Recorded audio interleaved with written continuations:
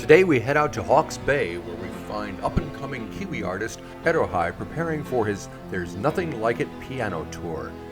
So let's find out who Arahi is. There's nothing like being inside. So music-wise, what are your influences? What did you listen to growing up?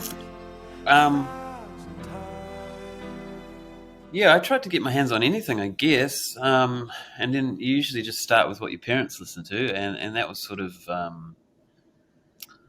parents were like way into the disco thing or the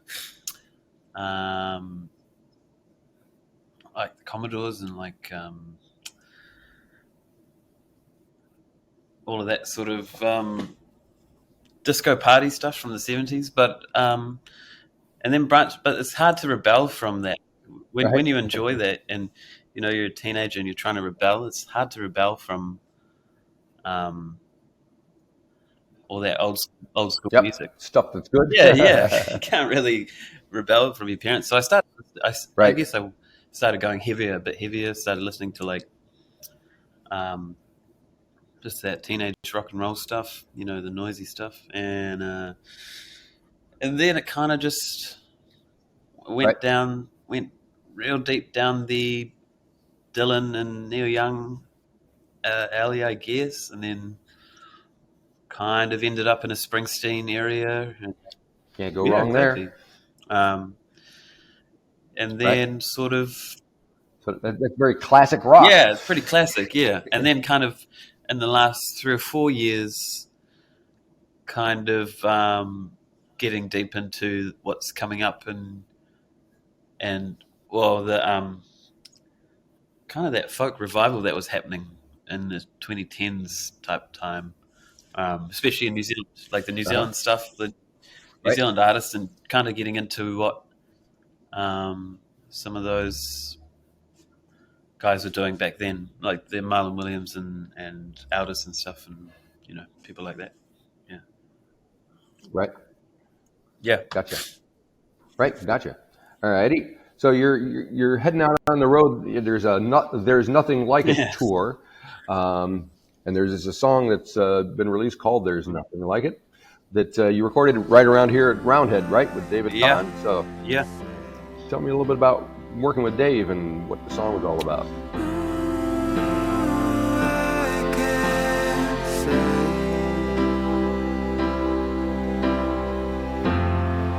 There's nothing like being inside, like seeing the sunrise 1,000 times. Yeah, well, Dave, I think first I kind of fell in love with his guitar playing. I was just like, that's totally what I hear in my head when I'm trying to play guitar, and he's like literally doing it. So I was like, so getting him in as a producer, that was already that helps. Yeah, I could already tell that it was, I don't know, it was musically same sort of wavelength, I think, or just but working with him was great, like really cool, and being at Roundhead is freaking awesome. That's great. Always wanted to do that. And the song, I've kind of had this song, like it's one of the ones that just stay in the vault kind of thing. I've had it for a few years. And then I was just looking for a piano song. I wanted a piano song. I hadn't really had one. So I kind of just pulled it out of storage, I guess, and then had a little read over it and changed a few things. But it's pretty like as for what the song's about. I mean, I never really know what any of my songs are about. I feel like that's sort of nothing to do with me. Okay. You know, it's like okay. It's almost like I'll just like sure there's parts that mean something to me, but I'd rather it meant something to you, you know, than what it does to me. So, Right. Gotcha. yeah. Right. Well, with that in mind, I mean, you released it around last month or June, actually. So, have you gotten feedback from folks who have gotten something out of it that they've talked to you about? Yeah, I think it's quite a reflective song. I think when people listen to it, there's not too much going on, so there's that space there's that space for you to kind of really engage in what I'm saying or how you're feeling about it. So it's quite a reactive song, I think. Right. It doesn't just wash over you. It's something that you kind of become, you know, really, you really pay attention to what's going on, which is, I love that, you know, I love that kind of thing about music. It can be just, this feels good and I don't know why, or it can be like super, a good look inwards, you know?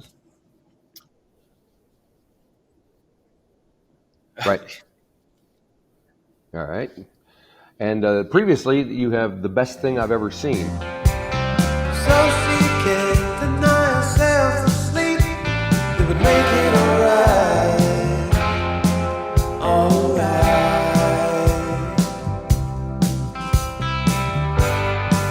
All anybody ever tells her, you must be the best thing that I've ever seen. Oh, you must be the best thing that I've ever seen. Best thing I've ever seen. That song was like probably the least like me personally in my day-to-day life, but it was a fun sort of character to play. And then kind of doing that full band, I bleached my hair and did all of that kind of stuff, and going from that to like Right. All that kind of stuff. yeah, the complete contrast of that song to There's Nothing Like It was a fun, almost social experiment, because sometimes people don't like being surprised or like, you know, they like to think they know what's coming up and what's next. So Right. yeah, Right. but it's good. I think it's good to keep them guessing, maybe, or just, I don't know, just not to expect anything. I don't know Sure. why. Yeah. Otherwise, it gets boring for them and it gets boring for me. So the big contrasts of what I'm into is great. Yeah. Gotcha. Now, my understanding is you have an EP that's coming out in October. What's the status of that at the moment? Is it finished? Is it in progress? What's happening? Yeah, it's we've done recording it. We've done recording it. We've kind of I've been back and forward to Auckland, to Roundhead, to do these sessions on it, and I think we finished a few weeks ago, 3 or 4 weeks ago. But it's just in the mixing kind of phase now, and we should be done very soon, I hope. But Right. I'm super excited about this EP. Yeah, I'm totally, because I do love a good narrative, especially through songs and singles. We're kind of living in a singles world at the moment, but singles you don't really get that option or that chance to tell a story holistically, you know? So yeah, I'm excited. Right. Yeah, I'm excited to tell that story through the 4 songs. How many songs will be on the EP? 4. So there'll be 4 tunes. Just Sorry, enough. is that 4? 4, yeah. Just enough to tell a good story, you know, beginning, middle, end. Yeah. So it'll be, yeah. Now, without giving too much away, what kind of story are you telling? How would you tease that story? Yeah, I think it's more often than not, it always kind of comes back to being just a story of sort of naivety or innocence to like discovery or experience, I guess, you know, like I guess Right. It's pretty simple to be like, at the beginning you know nothing, and at the end you've learnt something. But I think it's more about gaining that experience and putting some miles on the clock, I guess, through those 4 songs. Yeah. But also, Gotcha. it also, Now you have a gig coming up here in Auckland at the Mount Eden Church. yeah, we had to move that actually. So we're announcing a venue, Oh, okay. a venue and date change today actually, through Banished Music. They're going to sort that out, and it's actually the 14th. Okay. We've changed it to the 14th at Freedom Argolas. So Oh, great. Okay. yeah, so that's the new date, and people will sort that. I don't know how that And works, but yeah, but that'll be everyone will find out. yeah, I'm sure they will. Is it just you solo, or are you playing with other folks? Freedom's a pretty small venue. Yeah, it's just me. So the deal with this tour is like we have a grand piano that my good friend has kind of put together this machine that makes the grand piano portable.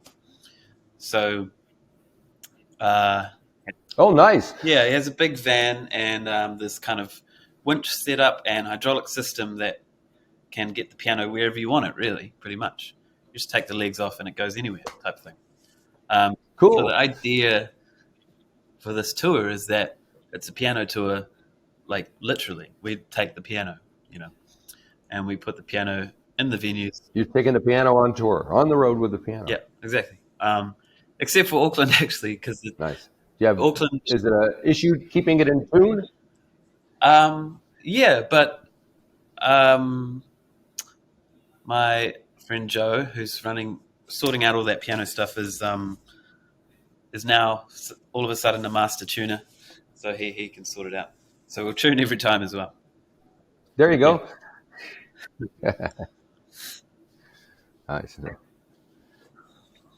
So what? In addition to the songs that we talked about, what other things are you going to be playing for them during these shows?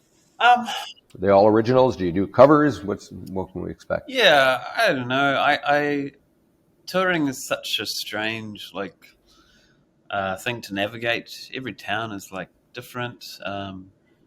Different people turn up, so I'd probably just have the original that I want to do. There's some songs that I'll keep all the time, but I'll just kind of see how I go when I get there, and see what everyone's feeling like. And I don't want to play the same thing every time. Like every show, it kind of gets a bit stagnant, So yeah, I'll try and mix it up. Yep. Yep. Yeah. And with the fact that you're living out in the middle of nowhere with no one around you, is it kind of a shock for you to be around all these people, and you have to kind of get used to interacting with folks after the show and blah blah blah? Yeah. I'm not very good at it, but I'm okay. Yeah, I guess when you have that balance and you're away from people a lot, and then you're around them, you can kind of get a good. You can kind of be more engaged because it's more special, I guess. When you're around people, it's great. I haven't been around someone for ages, Right. So Gotcha. yeah, lately I've been feeling like it's all about just a good balance, and yeah. Right. All righty. Very good. Well, so it's no longer the 12th, but the 14th. You'll be here in Auckland performing, so that's exciting. Yep. And we'll look out for the EP is it October it's coming out? Yeah, October 30th. That's right. Yeah. Very good. All righty. Well, thanks for taking time to talk to me. Looking forward to all this new stuff from you, and we'll see you when you're in Auckland. Great. All right. Thanks, man.